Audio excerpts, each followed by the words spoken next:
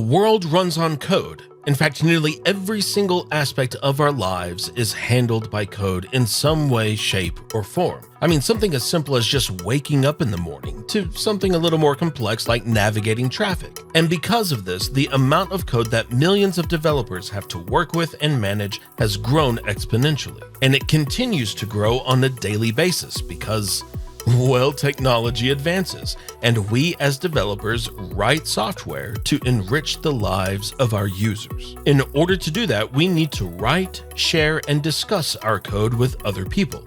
And the tools that we have to do that, well, they just can't keep up, at least until now, because now we have Code Detection API. This was written by the people at Runtime, and they are pioneering what they call technical language processing. Technical language is just code. And Code Detection API is written to detect, process, label, enrich, and transform code. Now, Runtime is behind the little app called Pieces, which is a code snippet application. Now, you might think that this is a little mundane, but just imagine being able to take a code snippet from a screenshot. It will be labeled as the correct language, and it will be available to you to use within your development environment. And that's just scratching the surface of what is going to be possible with technical language processing. Now, the people at APILayer are also involved because, well, they make APIs, but they've also built the highly scalable and available infrastructure for their APIs and for APIs like Code Detection API. So if you are building a website or a web application that needs to process code, then you can rely upon Code Detection API because it is running on APILayer's infrastructure. Now, they list some use cases on the website, and the thing that really sticks out to me is this first one: detect, format, and present code in your app as code, not as text. Because how many times have we gone to a website that is supposed to have code, and it does, but it's just text? There's no formatting. There isn't even an identification of the language. It's just text. And yes, we have all encountered that. And by using Code Detection API, that could go away. If the product of your app or your website is centered around code, such as discussing code, sharing code, or anything like that, then you can use Code Detection API to do all of the hard stuff, to analyze the code so that you can take the information that comes back from the API, you can store it in your database so that when people come to view that code, you can display it as formatted code and it would be correctly labeled with the correct language. So it has the ability to determine what is code and what is text. So all you have to do is just provide the API a string, and it will determine whether or not that string is code or if it is text. And it detects up to, I think, 30 languages. And of course, there are a lot of languages that look the same. So it will also tell you the likelihood of what it thinks the language is. You can also use Code Detection API to return formatted, syntax highlighted code so that you can just stick that into your application without having to do it yourself. And so once again, if your primary product is code, if your app or your website exists for the sole purpose of displaying code, discussing code, sharing code, then you owe it to your users to use Code Detection API. Now let's take a look at their pricing. They have 3 subscription plans. The basic starts at $20 a month, or if you want to pay yearly,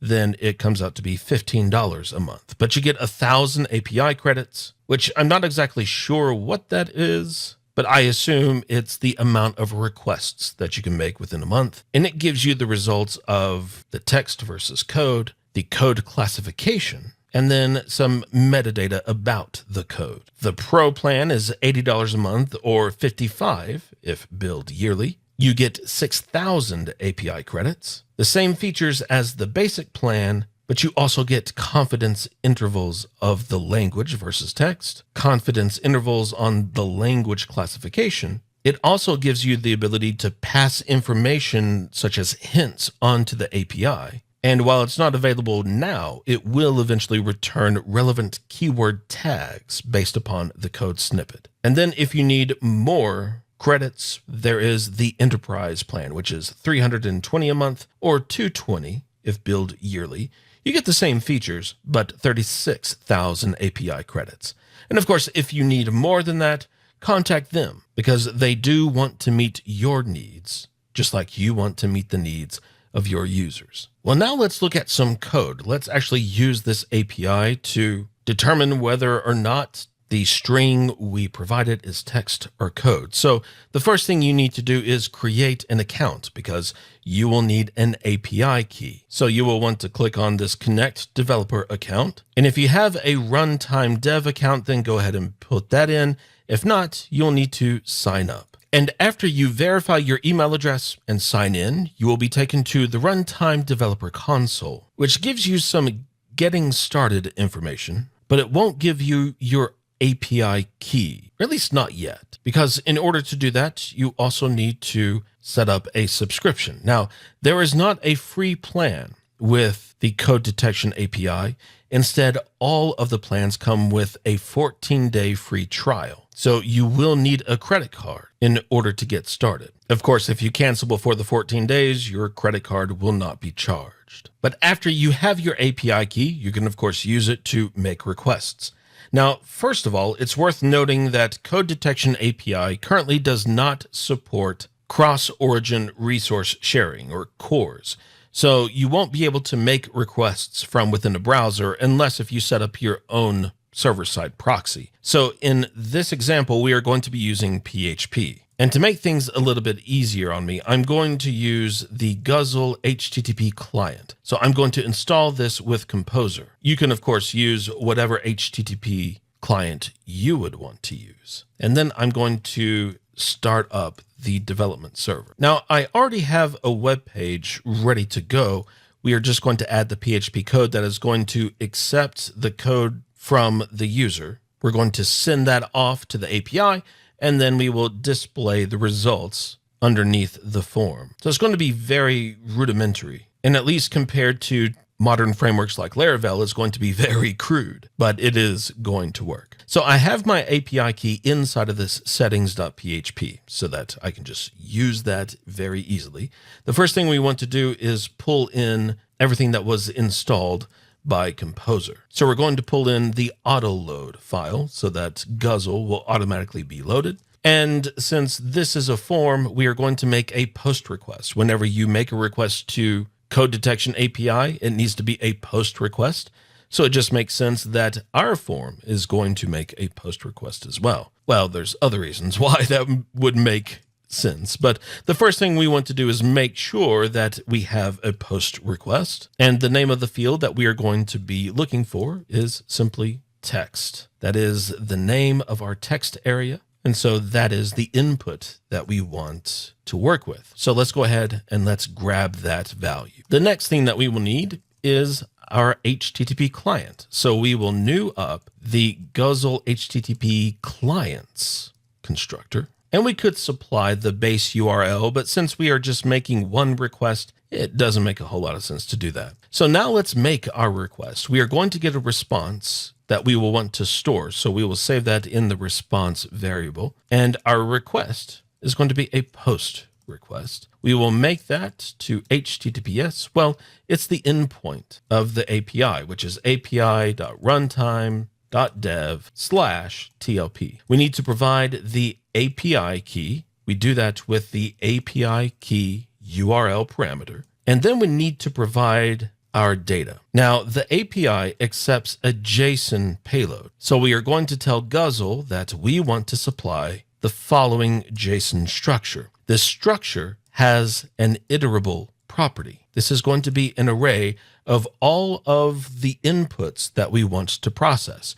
So in our case, we are going to have just one thing that we want to process. But you could supply multiple inputs and the API will process them and will give you the result. Each input is going to be an object, and I'm thinking in terms of JSON here. Really, in actuality, since this is PHP, we are using arrays here where the key is going to be value, and then the actual value is going to be our input. But in terms of JSON, we're going to have an object that has an iterable property, which is an array. This array is going to have individual objects where the property is value, and then the value is the input that we want to process. If we had other inputs, then we would simply provide those as normal, but we only have one. And then, of course, whenever we get a response, it too is going to be in JSON format. So we will want to decode that. And to get the body of the response, we use the getBody method. And for our purposes, we essentially need to know two things. We need to know if the provided input was natural language, and the API will let us know that.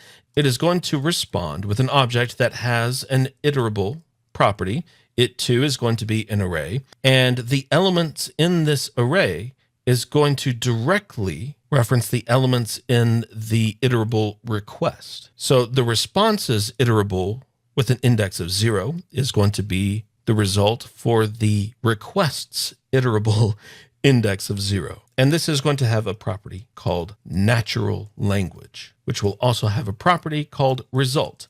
This is a Boolean value. If it's true, then it is natural language. If it's false, then it is technical language. And if it's technical language, then we want to know the result of that code. So once again, we're going to use iterable with the index of 0 because we want the result of that request. And this has a property called code classification, which also has the result. So that inside of our HTML, we're going to output the results after the form. So the first thing we need to do really is check any one of our values that we set. So I'm just going to use the isNatural. So if the isNatural variable is set, then we of course want to display the results. So let's first of all tell the user what they entered. Even though it's in the text box, it would be useful to show them what they entered. And we're going to put this inside of a pre-element. And all we want to do is just output the input. And then we want to show the actual results, if it is natural language or if it is technical language. So let's use our isNatural, because if it's natural language, then we simply want to output some text that says that the text is most likely natural language. Because once again, Code Detection API is very accurate, but as is the case with anything automated, it's not going to be correct 100% of the time. That requires human interaction. And even then, it can be very, very wrong. So if it's not natural language, then we of course want to specify what it is. So let's say that we want to include the likelihood that it is whatever language that the API thinks it is. So we can do that by using the likelihood property on our result. And this is going to be a percentage. So let's multiply this by 100 so that it'll be in the format that most people expect whenever you talk about percentages. I say most people, what I expect to see when talking about percentages. And then we will output what the API thinks the language is. And that is with the current property. And so with that, we should be able to, well, I have a syntax error somewhere. I need to concatenate my string. I also noticed that this is not the method we need to call. This is request, not require. So with that, let's go to the browser and let's type in some text. And whenever we submit the form, we should get a response. And it says that it is most likely natural language, which yes, it is. So let's do something that would be considered PHP. So let's have some obj, and we will call a method. We can submit, and hopefully we get a response back saying that it's PHP. It thinks it's Perl, which of course is not incorrect because Perl and PHP do have some similar syntax rules. So then let's do something with C#. If you're not familiar with C#, that's perfectly fine. But we are going to create a new list of string, and let's see what that comes up with. And it is 42% sure that it is C#. Although thanks to HTML, we lost my angle brackets there. But that would be correct too, because C# shares similar syntax rules with Java and other languages. Let's do one more, where it will be JavaScript, where we will get element by ID, and we'll just have some ID value. Whenever we submit the form, we should see JavaScript. It is about 73% sure that it's TypeScript, which once again is not incorrect because TypeScript is a superset of JavaScript. But I tell you what, analyzing just a single line isn't going to be very accurate, primarily because, as I've mentioned, there are so many languages that have similar syntax rules. So I'm going to paste in a PHP class. There are things about a PHP class are distinctly PHP.